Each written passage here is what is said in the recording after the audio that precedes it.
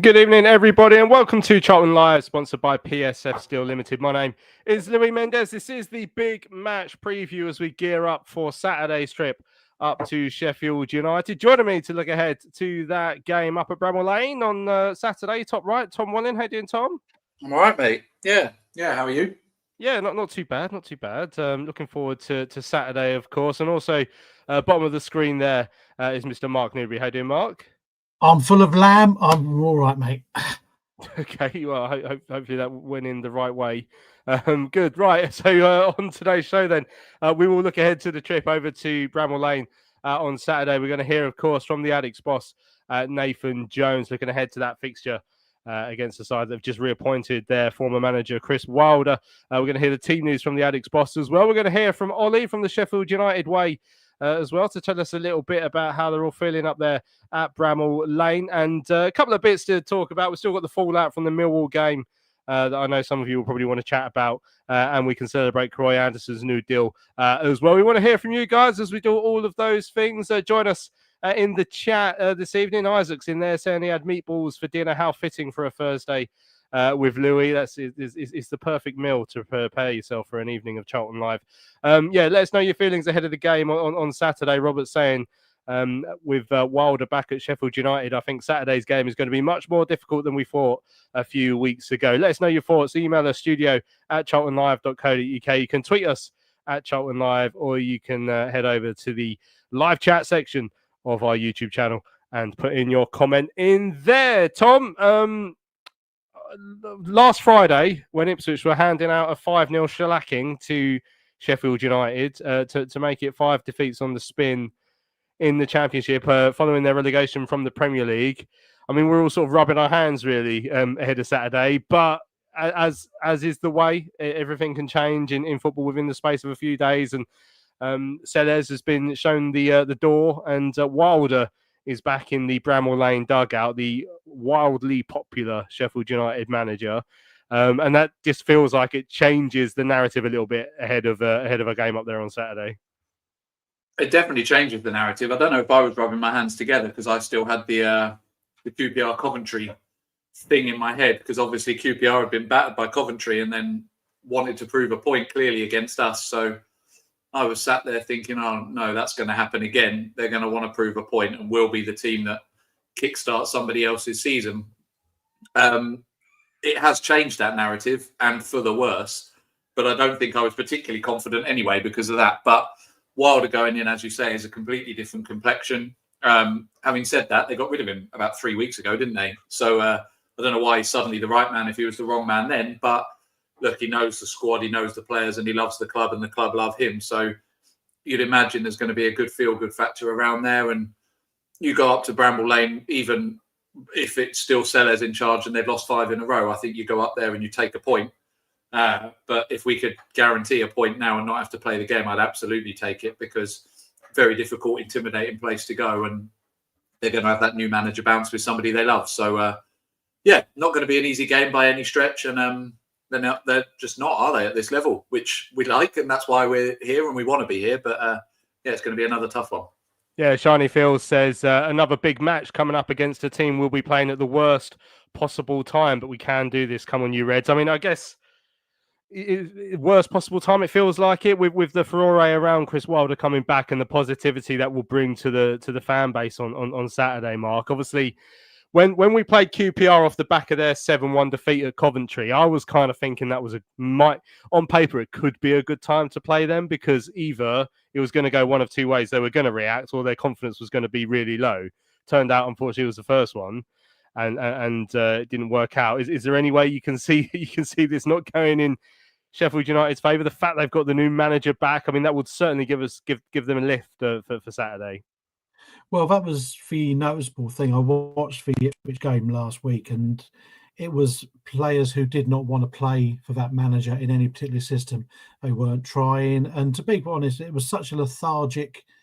Ipswich, quite honestly, could have had 9, and it wouldn't have been any less flattering. Seeing the clips this week of him shaking hands and all their players with massive smiles on their faces, they're just going to be bouncing. Does it change the way we were going to play? I don't think it does. we'll have to deal with a different scenario with a crowd being upbeat. But if they have frailties in that team, they've got a great attacking team, but they do have frailties, and it's for us to get to that and say, right, we can affect it. We just don't want to turn up and be sort of like a footnote.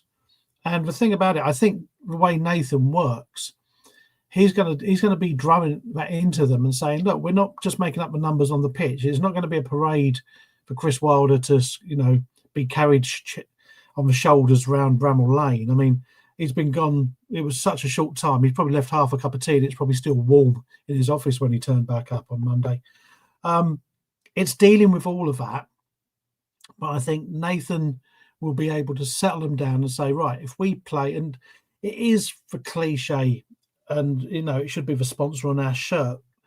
We do the basics right, the best version of ourselves. We can give a game to anybody in that division, and I believe that, regardless of the outside influences.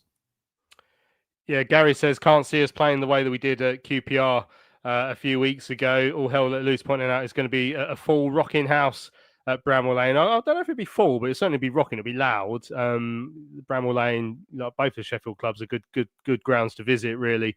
Isaac said we'll be up for proving a point too after the last few results. It's as you sort of said earlier, Tom. Like again, Nathan Jones was never going to say this, but as fans, you might be travelling up on the train on Saturday thinking, well, I wouldn't say no to a point here, even if it was Ruben Seller still in charge, because it's a difficult game. They've got some very, very good players, and there's no way a team with that amount of quality in that squad is going to be as bad as they have been at the start of the season forever. So at some point it is going to switch. But, for us, these are the sort of games we wanted to get promoted to be part of, and performances this season have been positive. Results haven't quite followed what we've deserved from those performances. So we're not going there to make up the numbers, that's for certain.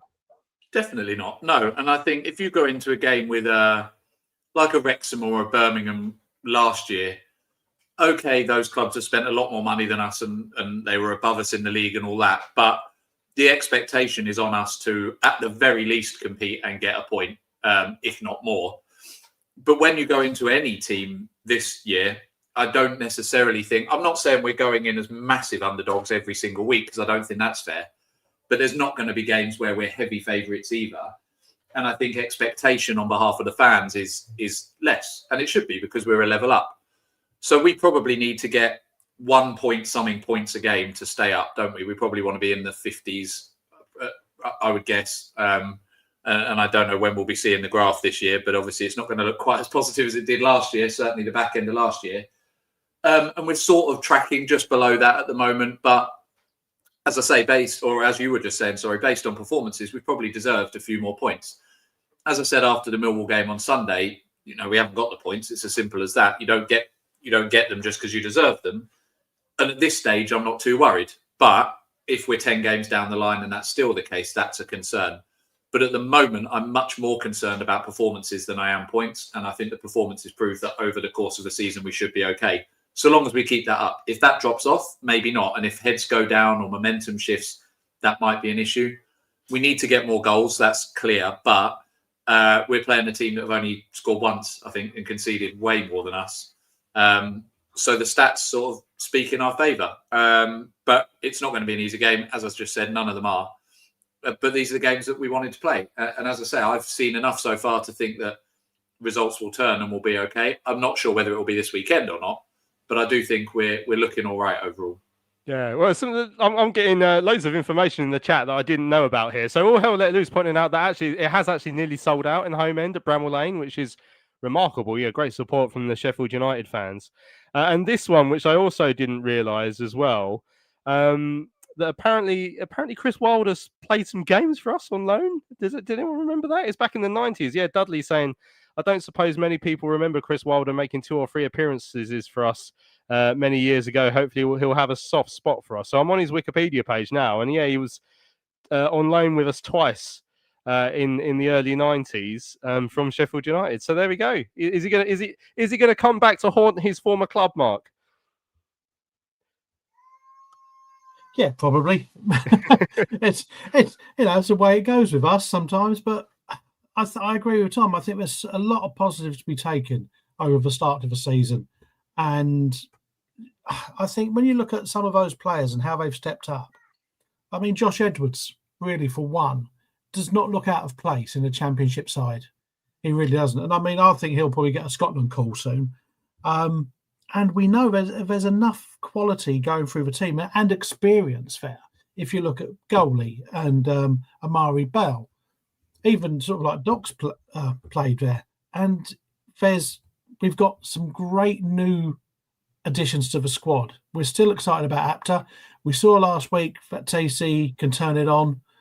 So I think there are positives. I mean, it is all going to be the Chris Wilder, circus, as it were. But it's for us to almost ignore that, keep them quiet for 15 minutes and keep them quiet because they're going to expect, oh, yeah, we'll turn up, we'll rock them over 5-0. Oh, we're going to win this league. We're not going to lose again for the rest of the season. I watched a lot of Championship football last year, and the thing about Sheffield United, they were so hot and cold. They could be fantastic and look like they were going to go up straight away. And then the next week, you're thinking, this is a team which looks like it's fighting relegation. And that's under that manager. So it's a case of which Sheffield United are going to turn up. Are they all going to want to impress Daddy? Or is it going to be, the ones which go, oh, we've forgotten how to kick a ball? I hope they don't call him Daddy in the changing room, but who knows? Right, let's have a listen to our daddy. Nathan Jones looks ahead to the game with our granddaddy Terry earlier on today. And aside from the opening day victory, we've not really had the rewards that our overall players has deserved. Is it a case of just carrying on doing what we're doing that has got us this, and the expectation that things will change, or do you have to change things from what we're doing now to switch that around? Well, we can't be doing everything the same because we'll get the same outcomes, but there's a level of performance there, an intensity, a defensive responsibility that we are very, very good at the minute, and we're doing very well. We are creating enough chances to have won more games and to have got more points. So there's the learning curve there is not to keep doing the same things, is to make sure that we take our chances, that we show discipline in our 97, 98 minute performance. And then if we bring everything together, then we'll be the team we want to be. And I said, if that happens, if we're a bit more clinical against the Leicesters, for example, then we would have got a minimum of a point out of the game. If we had started the game better against QPR, I have no doubt we would have won the game. And if we'd kept 11 men on the pitch the other day, then I have no doubt we would have won the game again. So there's always something in the game, and at this level, you're getting punished for everything. So look, for us, it's about doing lots of stuff. The stuff that we're doing very well, keep doing that, and then the stuff that we need to improve on, like everything else, we need to just get that complete performance. And once we get that, as I said, then we'll start climbing the table and getting points that we deserve. The trip to Bramall Lane has a new twist, of course, with Chris Wilder stepping back in to manager's role. Does that complicate your preparations for Saturday? As I say, we always preach that we've got to be the best versions of ourselves. If we're the best versions of ourselves, then look, that's all we can ask for. Whatever the other side do, we can't affect that. Does it complicate it? Does it make it? You don't know. They were always going to need a bounce anyway, because the previous week they lose 5-0, and we always seem to catch teams on the back of when they need something to change drastically. So look, we're starting to get used to that now. But listen, all we can do. It's a very difficult game anyway. They're one of the best sides in the league, one of the strongest squads. They're in an extremely false position at this point in time. But it's about us. It's all we can do is concentrate on us and being the best versions of ourselves, and that's all we can. What we come up against on Saturday will be a rejuvenated Sheffield United, but that's what we have to cope with. Have you locked horns with Chris Wilder sides in the past, and can that help preparation? Well, you know what you're going to get from Chris. I know Chris very, very well. Ironically, he was in our hotel, and I had a good conversation with him. He came and saw me after their game, and then I saw him in the foyer on the morning of the playoff final. So me and Chris go back a long time. We've got mutual friends. We've come up against each other a lot. And there's a real mutual respect, I would imagine. There's from my side. I can only speak about that. So it's always going to be a tough game, and And as I said, we're looking forward to it because it's a wonderful game. It's a wonderful football club, Sheffield United. It'll be a wonderful atmosphere there, and that's the thing. You know, that's the thing we've got to handle as well. But what a game! There we go. That's Daddy looking ahead to the game with Sheffield United on Saturday. I'm going to enjoy that for the rest of the show, Mark. The comments in the chat have been quite interesting actually, and everyone making pretty fair points as always. Paul saying our league position doesn't reflect our performances, whereas theirs do. But their squad is a top 6 squad, and they've got the best player in the league with Gustavo Hamer. But James saying that we haven't got what we deserve narrative is wearing a bit thin. We've scored 3 goals in 5 games. 2 were from corners, and the other was a miss kick. Solve that conundrum and progress. And Mark saying the positives are all in defence and midfield. The final third is worrying with us only achieving an XG of over 1 in 2 games. It's nice being positive, but we do need to start highlighting the negatives as well. And I mean, it's not like we haven't spoken about the fact that we ain't scored enough goals so far this season, Tom. But yeah, I think everyone's aware of that they do have to start turning performances into results soon. And weirdly, like Saturday away at Sheffield United is quite a difficult one to do that in. But at some point over the course of 46 games, we have to win a certain amount to stay up. So we are going to have to start doing that. Yeah. And, you know, me saying the performances have been good to this point isn't me saying that this is fine. We do absolutely need more goals. And you asked me last Thursday about what needs to change. And I said we need to get the forwards on the ball more. I thought that Kelman was on the ball much more on Saturday, and TC had probably his best game so far this season. Neither of them scored again. And it did take that goal from Sonny Carey, which was well taken to get us in front. So I totally agree that the goals are harder to come by so far. But I also think we'd expect that because there isn't a lot of proven championship experience in our front line, although we like what we see in the front line. You know, Kelman did his best work for Leyton Orient last season, down at the level below. Alafe, similar. Leeburn, we haven't really seen enough of yet, still too young. Be interesting again, and we've said it before, about what happens when Godden comes back. And TC's not prolific. So I really like our striking options, and I think we're a side that will spread goals across the side. You know, I don't think we'll be reliant on one striker throughout the season. But everyone in the chat is right. We do need to score more goals, because if we finish in the bottom 3 and we go, we played really well all season, though, they're not going to say, well, fair enough, then you stay up and we'll send someone else down.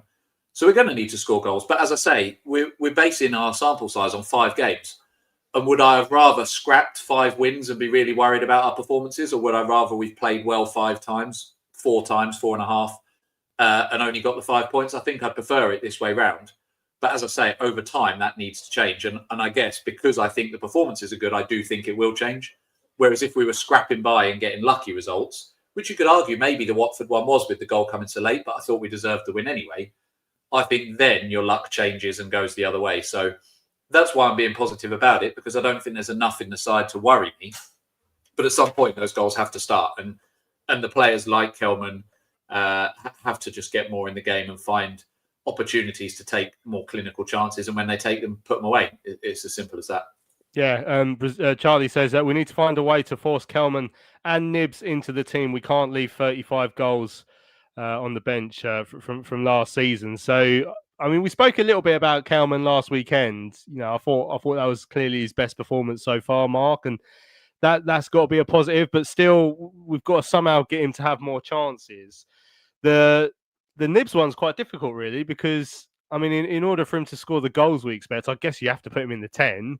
And I don't think you can drop Carey at this moment in time, especially after his goal last weekend and his performances so far. I don't think you take him out. So how you get them both in the side? Nibs can play deeper as well.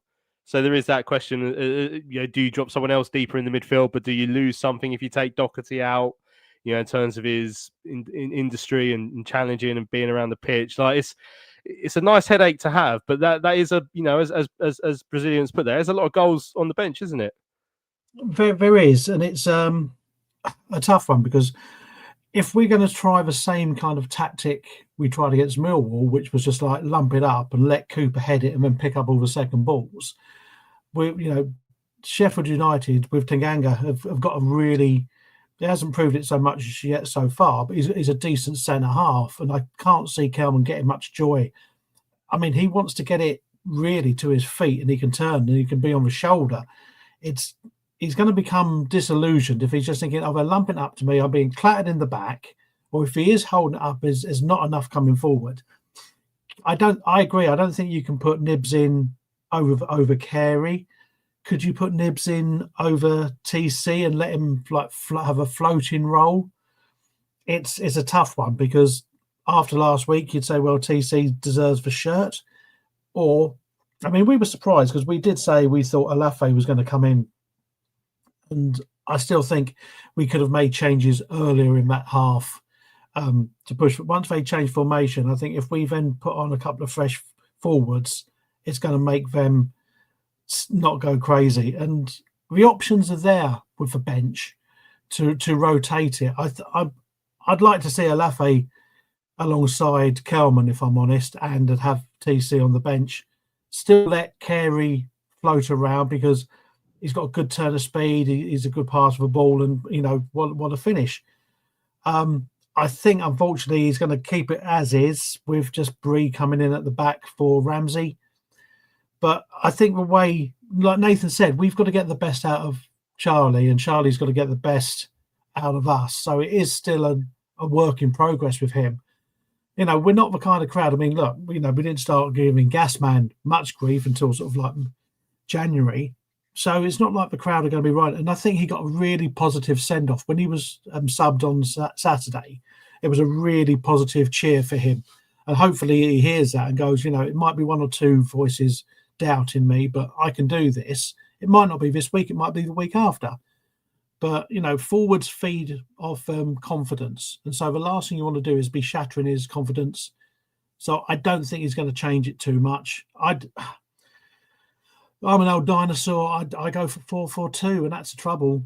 I think if you've got Apter and say you play TC on the other side, and then you've got two up front, so, humour me here, say it's Kelman and Leeburn, and you've got crosses coming in. Okay, you're asking Coventry and Doc to do a lot of work in midfield, or Coventry or Carey to do a lot of work in midfield to cover that.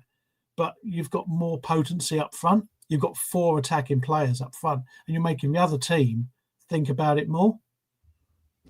When we played Millwall last weekend, they actually had a 4-4-2, and it's a system they've used quite a bit this season. I was in genuine shock because I can't remember the last time I saw a team playing 4-4-2. It probably happens more than you realise, but it just feels like it doesn't happen that often anymore. Right? There's loads of really good comments in the chat about who might come out, who they might change to fit other people in the side. But I mean, let's hear the team news from Nathan Jones as well, just so we know where we're at with that, and maybe we can talk a little bit about who we will replace Kane Ramsey with as well. For this Saturday, obviously, we've got to do without Kane Ramsey because they're sending us. So you have to utilise the squad. How is the squad ahead of the weekend? And of course, fans will want to know about maybe Matty Godden and specifically and Luke Berry, but also Will Mannion and Karoy Anderson weren't in the squad. Are they okay? Yeah. Obviously, Karoy had big journeys and came back in, and it was a tactical decision with Karoy. He got sent off. Obviously, the Cambridge game, missed the game after that, the QPR one. So look, that was a tactical decision. The other three are obviously a lot closer. Barry's the closest, then Manny, and then probably Gordon. But that we're talking minimal time between the three, and hopefully we can start getting them back out. But apart from that, we're in real good shape. So there we go. So the three that we know are missing, not going to be back this weekend by the sounds of it. Berry, Mannion, and of course Godden. No Kane Ramsey, Tom, as we know, as Mark sort of mentioned earlier as well. Who's the choice for you there? So Burke has been back in the squad over the last few games, hasn't he? Obviously Bree came on against Millwall, can play in that role as well as the right wing back role, it seems. So which way do you see that one going? Yeah, sorry if you can hear my washing machine taking off in the background, but I think it will probably be Bree. He's obviously brought him in, having known him before. Although I don't know if he knew Burke as well, but the way he was talking about Bree at the weekend and when he signed him, it just seems like he's his kind of go-to man. I don't think he'll be going in above Ramsey or Apter on that side when they're fit. but I think it'll be Bree that comes in for him. Apart from that, I think similar to what people are saying in the chat, really, I just can't see Jones changing it unless he feels he has to. And yes, we drew the game at the weekend, but I don't know if that's enough for him to feel like he has to. Like everybody else, I'd love to see Tanto play a bit more. I'm interested to see a way that Nibs fits into this side as well. But he likes his formation. He sticks to it. Consistency, as I've said a lot, particularly in the back line, is a good thing. And until, I think with Gas, there was an injury, I think, which eventually meant Godden got game time, and then Godden started goal scoring, and then we never looked back. Obviously, don't wish an injury on anybody, but I guess what I'm saying there is it was kind of that Nathan's hand was forced. It wasn't that he made the choice himself, unless I'm mistaken. And it might be the same again. And until these players score goals, you also don't want to keep bringing them out and putting them back in. You know, even if it's a scrappy penalty or something, if Kelman gets a goal, then you want to keep him in. Whereas if you hook him off now and then you put Tanto in for a bit and then Tanto doesn't score for 3 or 4 games, then you put Kelman back in and then Kelman doesn't score for 3 or 4 games, that doesn't help anyone. Whereas if you just keep pushing that striker till he gets his goal, because he will, because he's a good striker, then suddenly that confidence is there. And there's been a lot of chat this week because of what Arteta said about finishers and all of that stuff, like it's some brand new concept. But one, substitutes have been around for years. And secondly, Nathan Jones has, been talking about this concept, which again isn't really new, for a long time. So the players that come off the bench, if Jones makes the right substitutions at the right time, can have a huge part. The question there is exactly that. Do we feel that he's doing that? I don't know. His hand was obviously forced a little bit with the Ramsey sending off at the weekend. But playing 2 strikers for 60 and 2 strikers for 30, I don't see a lot wrong with that, particularly if you're chasing the game. So we've got options, and that's the exciting thing. We're not scrabbling around and going, right, we're going to have to play a Hearn Grant when he's 15 years old or anything mad like that. But it's difficult. It means that he's got choices to make. But in answer to your question, I think it will just be that, personally, I think it will just be that one change at the back. It will be Bree that comes in.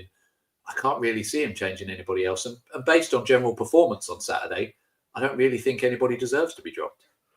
Yeah, Paul talking about, game changers, finishers, whatever you want to call them. I remember when, I think Mark Robinson, who was at AFC Wimbledon, he was the first person I remember hearing using that phrase quite a bit, but it's everywhere in football now, and Arteta didn't make it up. We need to score goals then, Mark. So Kelman, and TC, assuming they're going to be the 2 that start on Saturday. How do we get more chances for them then? Does Kelman have to do something? I remember with the interview that Richard Corley did with Richie Wellens when we signed Kelman. He actually spoke about how Kelman improved over the course of the season to create his own chances as well. So between the 2 of them, have they got to add that, or is there more behind them that needs to get chances for them as well? Well, I think it's the thing about it is that the beauty of Bree coming in, and he's more of your traditional right back. I don't think Apter's going to have to worry as much about dropping back and defending. So I think it's more going to be like it's going to free up Apter more. And he's been getting in good positions, putting in some good crosses. And sooner or later, he's going to get those crosses. Kelman's going to get in front of his man, toe it in. And, if on the other side, if TC is now firing and he can go down that wing, Kelman's got good instincts. That's the thing. And we just haven't given him the ammunition. It's getting the ammunition to him so he can do it. So he's not going to pick the ball up 40 yards, dribble and put it into the top corner, but he's going to be in the right place at the right time for these crosses coming in. And that's the thing. I think you've got to work on that, giving him the ammunition so he can finish it. And then, I agree with Tom, though. You've got 60 minutes. I think we've been waiting way too long for our second half subs to change the game.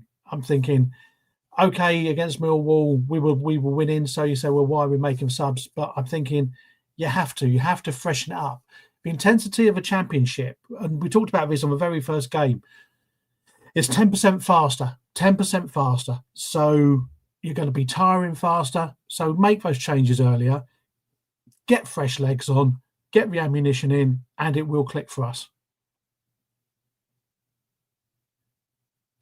Yeah, interesting. I'm just looking actually at the minutes we made substitutions against, for example, QPR, where we were losing. So we made our first subs on 68, so 20 minutes left to go.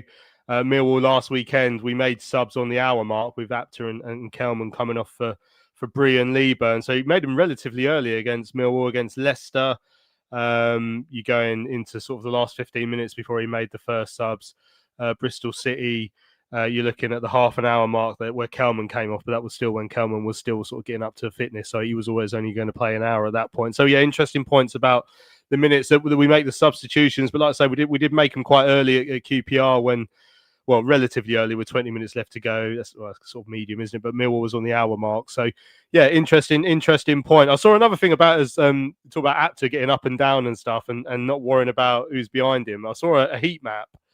Sam Parkin covered our game for Sky last weekend, and they have all sorts of analysis they give to their pundits, which is really good. And he showed me a heat map where there was one game where Rob Apter was the highest up the pitch player out of everyone, including all the strikers. It was remarkable. Excellent. Right, we're going to have a break. When we come back, we will refocus on the game with Sheffield United this weekend. PSF Steel Limited is a trade supplier of steel fabrication and erection services to the new build, construction and refurbishment market in southern England. With their unrivaled depth of experience, they excel at providing their customers with high quality and cost-effective steel fabrication solutions. Their customers include national and regional house builders, such as Barratt Homes, Bellway Homes, the Vistry Group and Taylor Wimpey. They pride themselves on their service-based ethos and commitment to customer service excellence, which includes full technical backup and on-site services and support. If you would like more information, go to www.psfsteel.co.uk. That's www.psfsteel.co.uk. Hello fellow addicts, I'm so excited to tell you all about our micropub, the River Ale House. The River Ale House is based in East Greenwich. It has 6 Pub of the Year awards, an ever-changing selection of amazing beer. It's owned by Charlton fans, walkable to the ground in just 20 minutes with buses that go direct to the Valley too. If your matchday routine includes a drink with your friends, you must join your fellow addicts in the river. See you soon. Right, welcome back to Charlton Live. This is the big match preview. Time to look ahead to Saturday's trip up to Bramall Lane. Delighted to say that we're joined by Ollie from the Sheffield United way. How you doing, Ollie?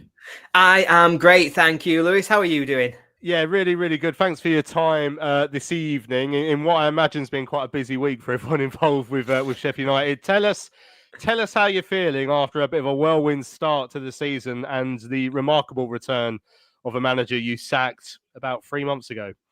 Yeah, I think it's 103 days, something like that, the gap that we had. So obviously, we changed our mind quickly about the decision that we'd made. It's been a weird start to the season. Obviously, anybody who's seen anything that's happened, when I say weird, I mean rubbish, in that we have been battered most weeks and have really seen absolutely nothing on the pitch in terms of trying to get us going. But everything changes with what happened on Monday.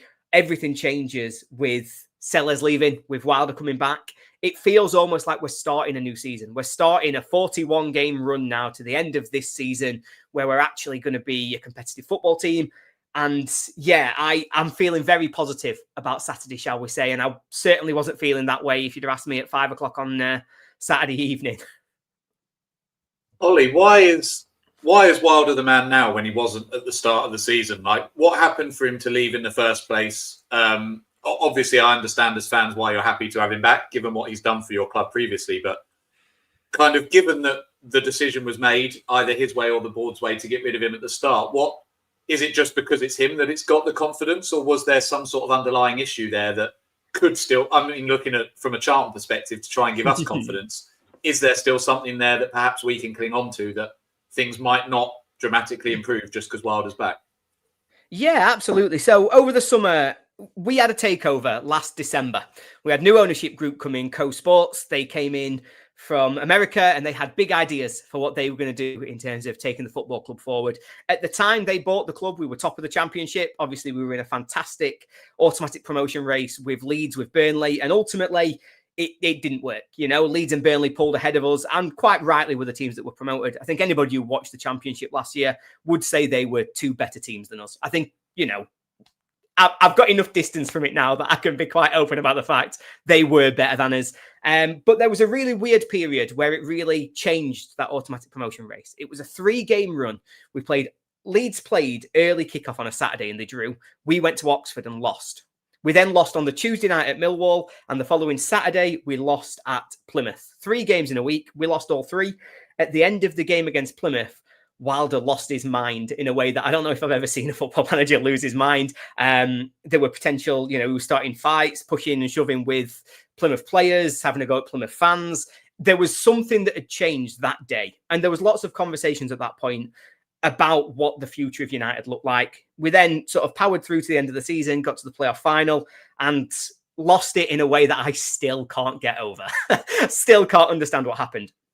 Following that, there was then the question of who's the man to take us forwards. This new ownership group have seen everything that's happened for 4 or 5 months, and they decided that they wanted a new way forward. They wanted to take United on this data-driven approach. They thought they could do recruitment in a different way, using AI, using sort of forward-thinking ideas in terms of modernising the club and taking us away from being a manager-led system. And Wilder just wasn't on board with it. They didn't have compatible arrangements in terms of how they thought we should recruit for the summer, how we should build the squad, how we should take the team forward.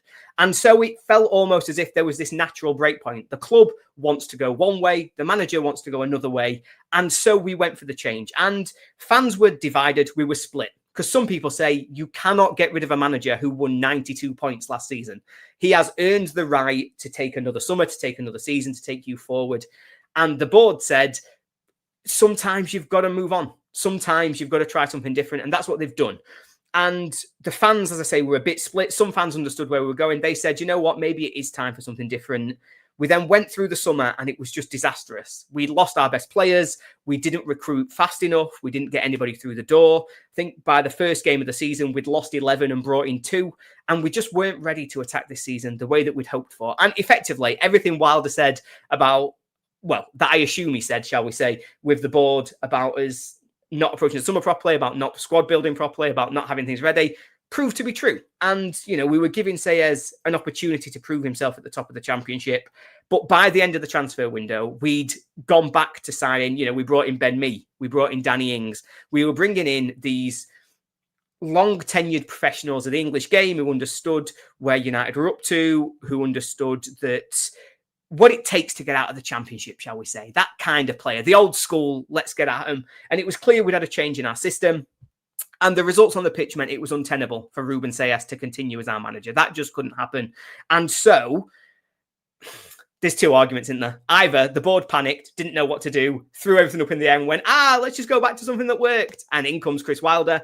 Or they recognised their mistakes, realised they'd got the idea of modernising the club wrong from the start, realised they weren't able to take us forward. And so instead, they quickly acted with maturity to undo their mistake. And it depends how generous you want to be to them, which side of that coin you land on. And at the moment, I do think there'll be an immediate uptake in United's performance. I think we will be better with Chris Wilder as manager, but there is inherent problems from the summer with this squad. We are not a well-boot squad. We are not a team that is currently playing set up or that looks, even when you just look at it on paper, like a particularly strong Championship side. And Wilder's got a lot of work on to turn it around. They were battered last week at Ipswich. The confidence was on the floor. The players just noticeably gave up after about 50 minutes as soon as we were behind and the game had gone away from us. There's a lot of problems for him to fix. So if you want the positives from a Charlton perspective, I don't know if you can fix all of that in a week. The negatives, of course, being that it will be a raucous atmosphere at Bramall Lane as a result of Wilder coming back. And had you been facing Ruben Sayas at Sheffield United, I would be sat here very, very confident you'd win. As it stands, I am feeling much more optimistic. Hey, Ollie, I spoke earlier in the show and said I watched you a lot last season and that you were either looking like amazing champions or literally relegation fodder. And so I understand the change in the summer. But with Sellis, it was 5 games. And I agree, I watched the Ipswich game. Your players were not playing for him, which for me as a fan, to see a team give up like that. I know Chris has come in and everyone's high-fiving and everyone loves him. But as a week to then suddenly say, hold on, why have these players now suddenly got this, we can do everything attitude? See, that would annoy me as a fan. If I see sort of like someone who I don't think's given 100% for the shirt, I mean, you know yourself as a fan, you would do anything for your shirt. But for your players last week, I mean, watching Louis Barry, now we know a lot of Louis Barry from having seen him in League One, and he was an amazing player. He just looked so pedestrian. with Wilder coming in, like you say, with no major changes, a few faces coming in, how's he going to? He can't live off that emotion straight away. So how do you think he's going to change it round? So I think there's going to be some players who effectively are going to carry the can for what's gone on so far this season. I think there'll be at least 2 players who I don't think we'll see again, or at least I don't think we'll see starting in the immediate future. I think Louis Barry, you called him out there, Mark. I think he'll be one of them. I think it's quite likely that he drops out of the team for the weekend. I think he'll be on the bench. He might come on, and he might be a player that we use sparingly, but his starting place in the team, I think, will be gone. Gustavo Harmer will play on the left wing. He was player of the season in the Championship last year, playing on the left wing. So he's going to go straight back into that position. Sayers had tried Harmer playing central, what he'd done at Coventry in the past, and that just hadn't worked. So I think that'll be one switch that he makes immediately to try and get the most out of our most creative and our best player. And it'll also get rid of that pedestrian nature that we've had down that left wing. The other player who I think we will likely not see very much of is Tyler Binden, a young player who was at Reading and had been outstanding for Reading in League One over the last couple of seasons. We've got him on loan from Notts Forest, and he's had a really poor start to the season. Another player who just hasn't quite looked up for the level. Another one who, when the chips have sort of gone against us, his head's gone down. So I don't think he'll be involved very often anymore. Wilder did a press conference on Tuesday, and he listed it as having 4 centre halves. Well, we've got 5. So it certainly doesn't speak too well about what his future at the club's going to look like. So I think the main things he's going to do, I think it'll be a similar system, in all honesty. I think we will still be playing likely a 4-2-3-1. It'll be similar to what we did last season. What he's going to be relying on more than anything else is being able to inspire the players he got the most out of last season. Because you can look through the spine of our squad right now. And, you know, you said you watched the Ipswich game. Michael Cooper, I still maintain, is one of the best goalkeepers in the Championship. 1 bad game, 6 bad games doesn't change that. But he needs to be inspired to give his best again. Harrison Burrows is looking like a shadow of his former self. He needs something to build his confidence, to get him back going. Sidney Peck just looks lost and isolated in the centre of midfield. We are going to have to build ourselves back up. And the question is, how quickly does Wilder's man management, does his inspiration, does his work one-to-one with those players get them back to the players we saw 7 games ago at Wembley? Because at Wembley for an hour, we were brilliant. And Harrison Burrows looked like a player ready to jump into the Premier League. Gustavo Harmer looked like the best player in the Championship. They're not bad players overnight. The confidence has gone. The mindset has gone. I am trying to not be too angry with all of them because they really let us down last week. They did the same thing against Bristol City on the opening day. And it's putting a lot of faith in the man management and the existing relationship Wilder's got with these players that he will immediately get the most out of them. Can he do it? I suppose. And we'll find out on Saturday whether it's a quick fix or whether this is something that's going to take us months to get right. It's interesting the way you're talking about trying not to be too angry with the players after a 5-0 defeat at Ipswich, because we lost 6-0 at Ipswich a couple of years ago, and I'm still pretty peeved about that game, to be fair. What are you expecting from us on Saturday? I'm interested to see how sides elsewhere in the Championship sort of view Charlton. Nathan Jones gives us a bit of a name, to be fair, doesn't it? Gives us a bit of a target as well sometimes. What were you expecting from us? Yeah, Nathan Jones, obviously, he comes with his own reputation, doesn't he, in terms of what you expect from him, and obviously almost a sideshow that sometimes comes alongside with that. But as a team, I've been really impressed with Charlton's start to the season. I know the results haven't always been there, but I still sit here and I cannot believe, for example, that you didn't beat Leicester. Like, how did that? Just don't understand how you didn't win that game of football. It was just one of those where it just seemingly felt like everything just wasn't happening on the day. You needed that bit of luck. For me, the bit I'm really worried about is those wingers. It's Campbell and Apter, because that's where United are at our weakest. And that's something that I know Nathan Jones has exploited. His Luton team used to exploit it against us. And I'm expecting that to be your real area of strength, particularly Apter going down that right-hand side. We have 2 really aggressive fullbacks who are going to play this game. It's going to be Femi Sirike and Harrison Burrows, and they're going to be asked to get forward to bomb on. They're going to overlap their wingers, and that's going to leave so much space in behind. And what I'm really expecting more than anything else is you to really try and exploit that. Leave those wingers high, try to force our fullbacks backwards a little bit, and really try and get the interplay between Campbell Apter and Kelman to be that kind of focal point to stretch us back. I think that's where you're going to hurt us. And I think it's going to be really interesting to see how you try to exploit those situations. I think the midfield will be an interesting one.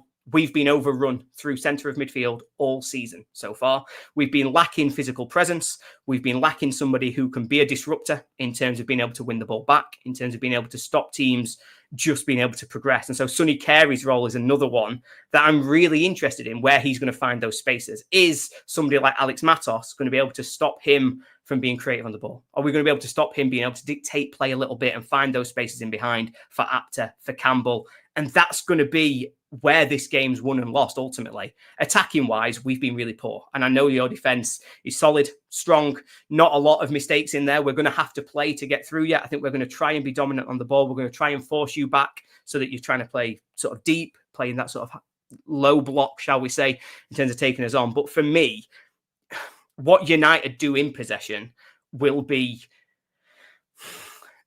if Gustavo Harmer is on it on the day, there's not many defences that can stop him. That is something that teams have to adapt to when they play against us. Where Charlton will win or lose this game more likely is that attacking positions, getting in behind the deepest central midfielder of United against Alex Matos, and getting those wingers really high and really pushed up behind Sariki and Burrows to create the space, because that's where we're going to be exposed. Brilliant. Ollie, thanks for your time this evening. Really well informed. I really enjoyed having you on the show this evening. Hope you enjoy your day on Saturday. Yeah, me too. Obviously, depending on which way it goes, I think for me, this is an interesting game for United, where it's such a difficult point in terms of the season and trying to turn this one around. I'm hoping that I'm going to be leaving positive, but to be honest, at this stage, a positive result for us is just not losing. I'm going to back a home win. I'm going to say that we'll do it 2-1. We'll do it the hard way, likely coming from behind. But even a point would be positive right now. So maybe we can all leave Bramall Lane happy. I'll be happy with that. Nice one. Cheers, Ollie. Thanks for your time. That's Ollie from the Sheffield United Way, who joined us on Charlton Live this evening. Really knew his stuff, actually. As Alex says, best guest we've had so far. Andrew saying a great guest as well. Yeah, really enjoyed having Ollie on the show. We've looked ahead to Sheffield United quite a lot there, Tom. I do want to touch on a couple of other bits on this week's big match preview, just because we've had a couple of other things going on, of course. The fallout from the Millwall game, we spoke about it over the weekend, of course, with Nathan's running battles with the Metropolitan Police and then being forced in handcuffs into a pub to drink all night, but still there apparently under the lawful orders of the police apparently. But the club have put out a statement, and the Met Police have put out a statement. I don't know if you just wanted to react to that a little bit. There were obviously some disappointed fans on Saturday, and the statement in some situations had led to some more disappointed fans, it feels like. I don't think the statements are very impressive. Look, I think we all acknowledged ahead of the weekend and on Sunday that they had a very difficult job on their hands. There was a number of different London derbies and Leeds coming to town, and obviously a protest march going on in the city as well. So look, I don't envy them. They don't have an easy job. And if you've got boozed up football fans coming out of a game on Saturday afternoons, I wouldn't want to be a policeman. But having said that, everybody I saw on Saturday was respectful and essentially just pissed off at how it was handled. And I think rightly so. I think the way it was handled, we said on Sunday, wasn't good enough and was done badly. And then to come out with a statement that sort of doesn't necessarily defend, but certainly doesn't criticise it and admit any real take responsibility or admit any wrongdoing, I think is poor. I think if the police on their hearts of hearts look at it, that was not the way to get people out of that football ground on Saturday. And I think the club probably could have done more to support that as well. So I was disappointed with both statements. The one at Charlton in particular was laughable, that they had more complaints about the Watford game. Well, they had more complaints about the Watford game because the food and the beer was rubbish and the delivery was rubbish. So it's a different point altogether. They might have had more complaints back in the Roland days, but that's got nothing to do with it either. So, yeah, it's a shame. It's a shame. Hopefully they do learn from it. They haven't given any indication in either statement that they'll learn from it and do something differently next time. But you'd imagine that they'd have to, because, yeah, it wasn't great. And as I said in my kind of light-hearted tweet when they first announced the route, I imagine they'll do the same for us, will they? When we go to the Den, I imagine we'll just all get to go out and go home, and they'll have to walk all the way around Bermondsey until they can get home. So we know that's not going to happen, and it's just frustrating, really. But it's done now. It's done, and as I say, hopefully they learn from it and do something differently next time. Yeah, Mark. I don't know what your experience was of the Millwall game. I mean, does the handling of it make you more or less likely to want to take your boys to the next Millwall game? Well, I'm not taking them till they're 18, so that's it. That's the thing. You're always going to find, choosing words carefully, idiots who'll turn up, who'll just look for trouble regardless. And we saw that with the guys trying to, from the east back into the Millwall lot. The police and the club should have put out way more, way earlier. It was such a ridiculous statement to say, well, if we funnel the home fans all the way along the main road back up to the station where they're going to be facing and on the same platform as Millwall fans anyway, it doesn't take that long to clear the home fans from the area. It really doesn't, with people getting on coaches and people going back to where they're parked. So I don't see for the life of me. I mean, they said, it was a high risk. If it's high risk, why are you letting out 3,000 Millwall fans? That's the logic to me. And it's all I would say, lessons will be learnt. I don't think they will be, because they're going to say, we don't want to keep them all penned up. Well, I'm sorry. I remember standing outside West Ham, the old bowling ground, for an hour while the police just kept us there before they walked us down to the station, and thinking, sometimes as an away fan, that's what you have to put up with. To have the away fans treated nicely than the home fans, I think it just sucks, if I'm honest. So, I mean, look, there was no trouble by the transport or whatever. I think it was all, out after that, it dissipated. But, you can always find people who are going to look for trouble. But there was nothing really there, and I don't think it would have been. But I think it was handled badly. They should have been kept in for an hour, and that's it. So... All hell let loose, said he felt both statements were very poor. It seemed like a box ticking exercise from Charlton. Sam said he thought they were disgraceful statements. Isaac saying the only good thing about it was I saw Sam Cutts from a distance at a packed bus stop. Charlton Live royalty. So there you go, Sam getting spotted out there. Paul asking if he was doing his royal wave. I mean, all hell let loose asking if it's the Charlton fans or the Millwall fans at the risk. I mean, either way, like, there's been 2 South London derbies this week, obviously with the Palace Millwall game in midweek, and there has been one team that is the same one that turns up at both. But at the same time, we ain't played Palace for a while, so if it happened with us and Palace, I suspect they'll come up with something ridiculous as well. But the management of both, by the police in particular, has been really poor. Like, something's clearly gone wrong with both of them, and the organisation has been really bad from the Met there. So I do think it's quite disappointing. I mean, the statements that the Met put out about who's in charge of the road outside, I mean, completely contradicted the club statement as well. Like, there's some things need to be managed a little bit better in what you have to say are difficult circumstances. You have to understand that as well, which is tough. Right, I did want to talk about as well, Tom, Croy Anderson signing a new deal in the week. Hasn't actually featured that much, obviously, this season. Got himself sent off in the League Cup game, came off the bench against Bristol City, but he's got his contract that runs up until 2028 now. It just sounds like, I guess, an improved and slightly extended deal. So, yeah, what did you make of that? I'm absolutely delighted for him. I think I'm a big fan. I don't think he gets in this starting 11 currently, and I think that's right. But I think he's an excellent backup, and I think he's one of the better players to come through our youth team or youth system in recent years. He's still so young. I think we forget that. And I think I was reading the statement or the press release, and I think most of his performances came last year, didn't they, for us? And he made a lot last year. So Nathan Jones clearly likes him and clearly sees something in him. And to trust somebody that young with playing a lot of games last year, we'll see if he does again this year, just shows the confidence he has in him. So, look, I'm not saying he's Xavi or Iniesta yet, and maybe he never will be, but I think he's a good young player. I think there's some things he needs to improve. He obviously doesn't score many. Got the one at Wickham, didn't he, towards the back end of last season, but he hasn't really got that. Needs to be a little bit calmer on the ball.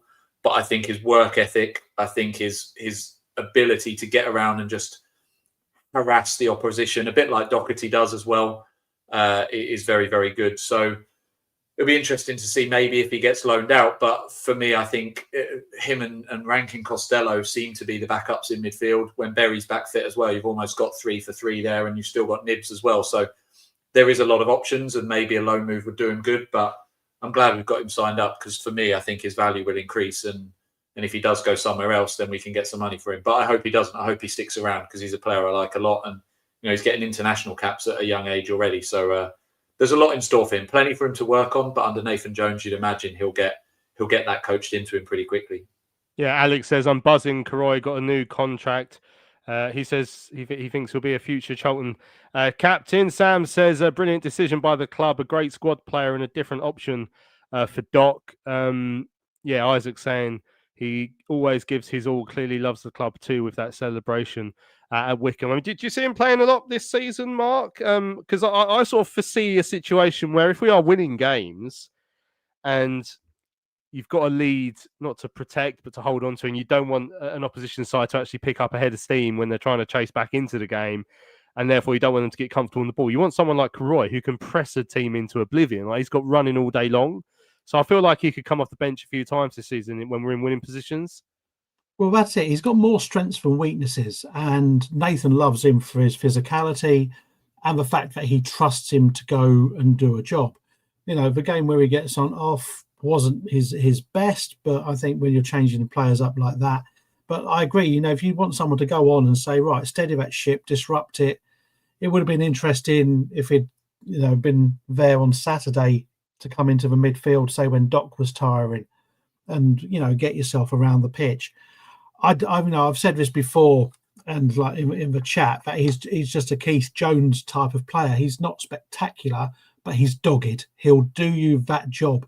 When Keith Jones was alongside Kinsella, he did all the sort of like dirty work, the donkey work. He stopped people.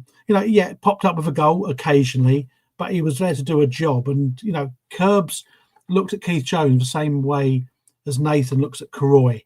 He trusts him to do something he asks him. He's not going to be, we saw the mistake where he was trying to play as a 10, and that's not him, but you can stick him in there and say, right, stop them, disrupt them, get to them, and that's what he's going to do. And I think the fact that he has so many appearances at this young age is a tantamount to him. So I'm glad we've got him signed up.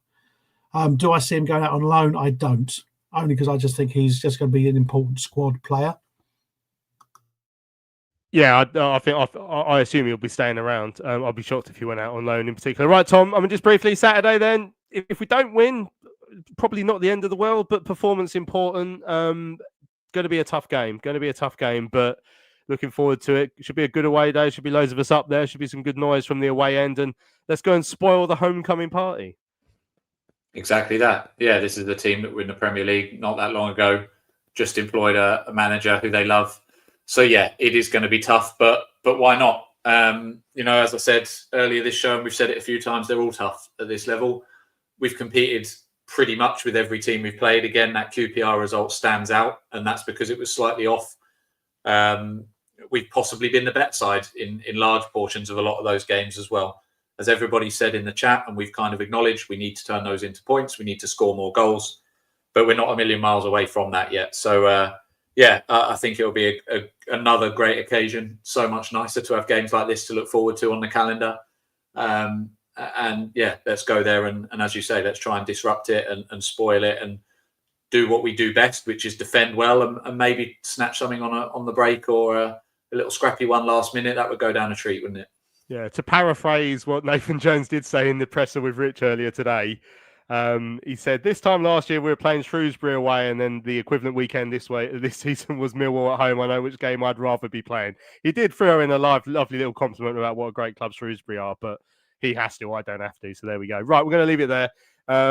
Massive thanks to everyone who's joined us in the chat this evening or listen to the pod after the show as well. Don't forget to check out our merch store, charltonlive.etsy.com. If you want a Charlton Live mug, subscribe to our YouTube channel. The subscription numbers are going up, so keep up the good work with that. You will never miss another show if you press the subscribe button below the video, and do the same wherever you see a podcast app with our name on it as well. Click subscribe and you'll download every single episode. Tom and Mark, an absolute pleasure to have you both with me this evening. Cheers, lads. Always welcome, mate. Lovely stuff. So I'm Louis Mendes. This has been Charlton Live, sponsored by PSF Steel Limited. We'll be back on Sunday morning to look back at the Sheffield United game. We'll see you then.